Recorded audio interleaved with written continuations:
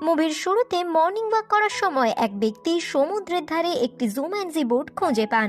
ঘরে এসে সেই ব্যক্তি তার ছেলে অ্যালেক্সকে সেই বোট দিয়ে যায়, কিন্তু অ্যালেক্সের বোর্ড গেমে কোনো ইন্টারেস্ট ছিল না, তাই এটা পাশে রেখে সে ভিডিও গেম খেলা শুরু করে দেয়। রাতে জুম্যানজির আওয়াজের ফলে তার ঘুম ভেঙে যায়। কৌতূহলবশত জুম্যানজি গেম খুলে সে তার মধ্যে গেমের একটা সিডি ক্যাসেট খুঁজে পায়। অ্যালেক্স ক্যাসেটটি তার ভিডিও গেমের মধ্যে লাগায় এবং ক্যাসেট চালু করার সাথে সাথেই সে ভিডিও গেমের মধ্যে ঢুকে যায়। তারপর সিন শিফট করে বর্তমান সময়ের কাহিনী দেখানো হয়, যেখানে স্পেন্সার নামের এক ছেলে একটা গেম খেলছিল। তখন তার কাছে তার বন্ধু ফ্রিজ সে মেসেজ আসে। সে তাকে জানায় হোমওয়ার্ক শেষ করার পর সে স্পেন্সারের সাথে ফ্রিক হাউসে দেখা করবে। স্পেন্সার খুব ভীতু ছেলে ছিল, সে শক্তিশালীও ছিল না, তাই ফ্রিজ তাকে ভয় দেখিয়ে সব হোমওয়ার্ক করিয়ে নিত। পরের সিনে আমাদের এক ফ্যাশনেবল মেয়ে বেথনিকে দেখানো হয়, যে সবসময় সোশ্যাল মিডিয়াতে অ্যাক্টিভ থাকে, তাই স্মার্টফোন ছাড়া সে বেঁচে থাকে তার কাছে অসম্ভব ব্যাপার।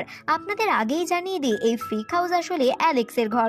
বহু বছর আগে অ্যালেক্স এরকম হঠাৎ উধাও হয়ে যাওয়ার পর তার বাবা সবার সাথে খুবই বাজে এবং রুক্ষ ব্যবহার করা শুরু করেছিল, এবং সেই ঘরও বাইরে থেকে ভূতের ঘরের মতো দেখাতো, তাই সবাই অ্যালেক্সের বাড়িকে ফ্রিক হাউস বলে ডাকতো। পরবর্তী সিনে আমাদের ব্র্যান্ডফোর্ড হাই স্কুল দেখানো হয়, যেখানে আমরা দেখি ক্লাসের পরীক্ষা চলাকালীন বেথনি তার বন্ধুর সাথে ভিডিও কলে কথা বলছে। শিক্ষকের বারণ করাকে বেথনি তাকে বোকার মতো উত্তর দেয়, এর জন্য তাকে শাস্তিও পেতে হয়। এরপর মার্থাকে দেখানো হয়, যে জিমের শিক্ষক সাথে বোকার মতো ব্যবহার করে, তাই তাকেও শাস্তি দেওয়া হয়। অপরদিকে প্রিন্সিপাল জানতে পেরে যায় স্পেন্সার ফ্রিজের হোমওয়ার্ক করেছে, তাই তাদেরকেও শাস্তি দেওয়া হয়। সবাইকে স্টোর রুমে পুরনো ম্যাগাজিন থেকে স্টেপলার খোলার শাস্তি দেওয়া হয়। কাজ করতে করতে তারা সবাই বোর হয়ে যায়। তখনই সেখানে তারা একটা ভিডিও গেম খুঁজে পায়, যেটা হলো জুম্যানজি। অ্যালেক্সের যাওয়ার পর হয়তো তার বাবা সেই বোর্ড গেম দান করে দিয়েছিল। ভিডিও গেমে তারা নিজের প্লেয়ার বেছে নেয়।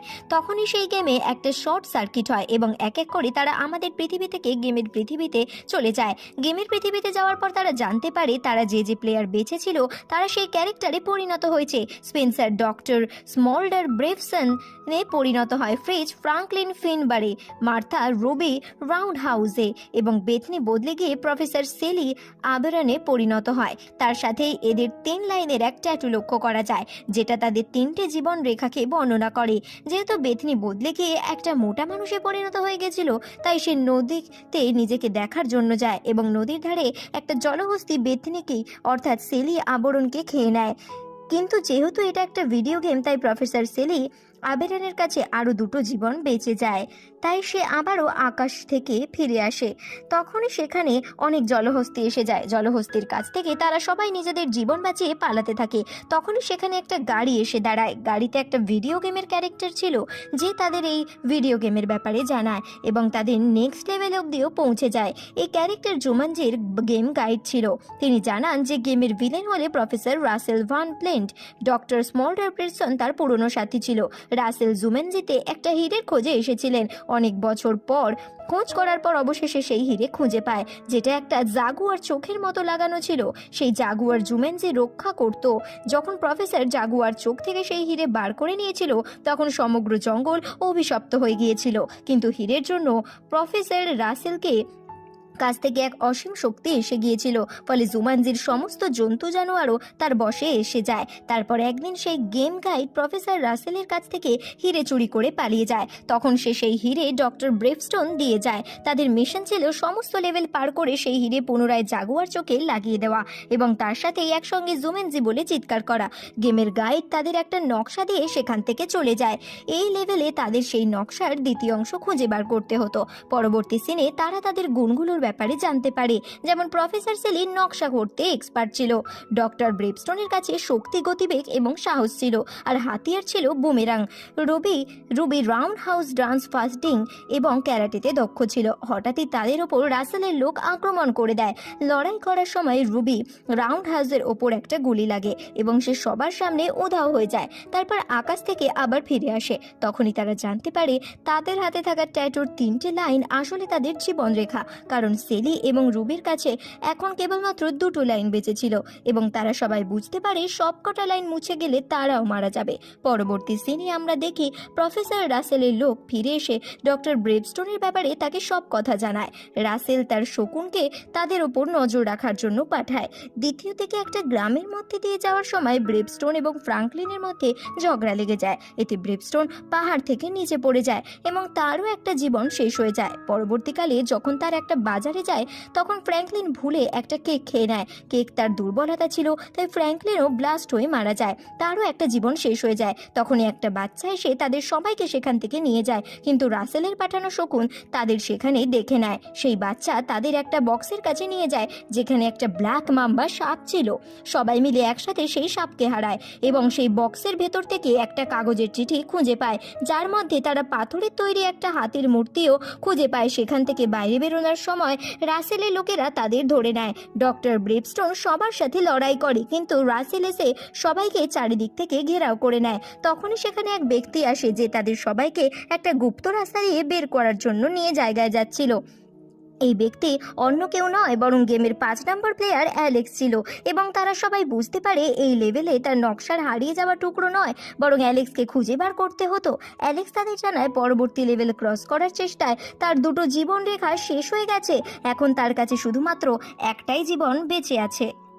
তারা অ্যালেক্সকে ভরসা দেয় সবাই একসাথে পরবর্তী লেভেল নিশ্চয়ই পার করবে এবং একসাথে মিলে গেমটা শেষ করবে। তারপর তারা পরবর্তী লেভেল পার করার জন্য সামনের দিকে এগোয়। এই লেভেল তাদের মিশন ছিল ট্রান্সপোর্টেশন চেক থেকে একটা গাড়ি চুরি করে ঘাটি পার করা জাগুয়াদের মূর্তির কাছে পৌঁছানো, কিন্তু ট্রান্সপোর্টেশন চেকে অনেক গার্ড ছিল, তাই তাদের প্রথম কাজ হলো তাদের অন্যমনস্ক করা।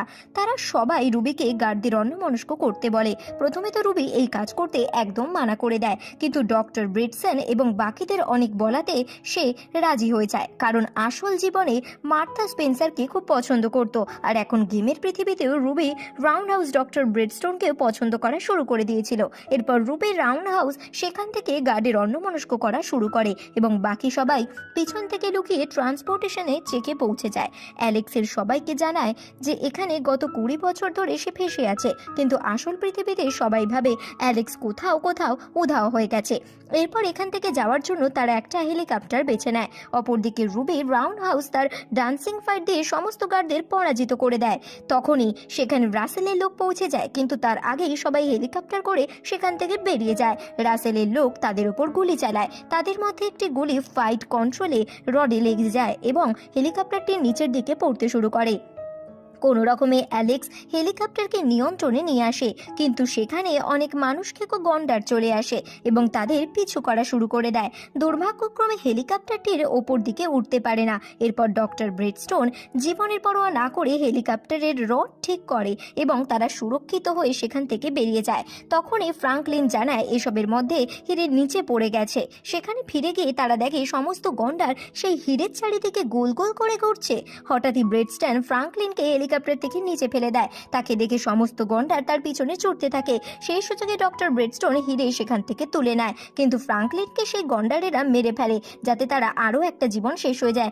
অবশেষে তারা সবাই সেই ঘাটি পার করে নেয়। এর মধ্যে অ্যালেক্সকে একটা মশা কামড় দেয়, কিন্তু যেহেতু এটা তার দুর্বলতা ছিল তাই অ্যালেক্সও মারা যেতে শুরু করে। তা দেখে সেলি তার একটা জীবন রেখা দিয়ে অ্যালেক্সকে দিয়ে বাঁচিয়ে নেয়।